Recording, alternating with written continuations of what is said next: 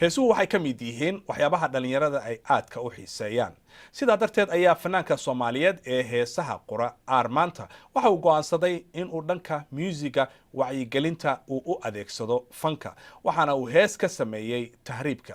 wuxuu booqday xeryo ku yaala Itoobiya oo dadka uu kala hadlay dhibaatada tahriibku leeyahay Axmed Xaaji Xasan ayuu London ugu waramay adima weeyaan tahriibtu qorbuhu agardama weeye haddana halisiyo dhibaato dadkii kama hawl yaraysto waxaan soo saaray hees la yiraahdo tahriib heestaas oo loo bedelay hay'adda UNHCR ama qaxootiga ay u bedeshay dangerous crossings heestaas oo hore uu u qoray abwaanka Soomaaliyeed la yiraahdo Aadan Muuse Haybe oo ka qoray qiso naxdin leh oo ku saabsan tahriibka heestii ka bacdi hay'adda qaxootiga ayaa iga codsatay inaan booqdo xerooyinka qaxooti ee ku yaala Jigjiga agteeda si aan ummadda meeshaas joogta ugala hadlo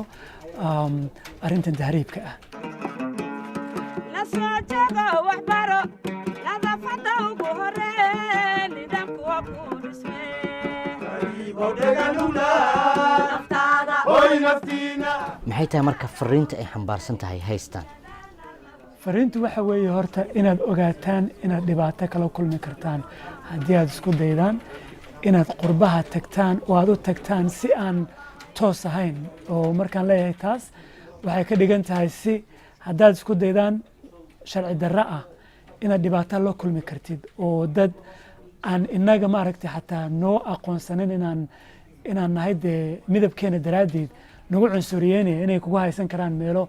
aadan u qalmin bani aadan maxaa aadan u qalmin marka waxaa la ka fiirso mar labaad mar saddexaad ka fiirsada inteedan soo dhoofin waa doofi kartaan waa ladin ogol yahay dee qof maanta koran karaa dhoofi ma jiro laakiin meeshan aad soo maraysaan iska ilaaliyaan ay tahay jigsiga nololeed tacaabiyo wax soo saar talaabooyin horumara waxaa taabagelin karaa labaabushaha aqoontiyo markii labaad aan ku noqdo doorkan ayuu ahaa waxaan booqday xerooyinka qabri bayax sheedeer iyo awbare iyadoo aan kula kulmay abwaaniin Soomaaliyeed fanaaniin iyo muusikiistayaal waaweyn oo hore u jiray fursadna waxaan u yeeshay inaan ku noqdo saddexda xero qaxooti lana shaqeeyo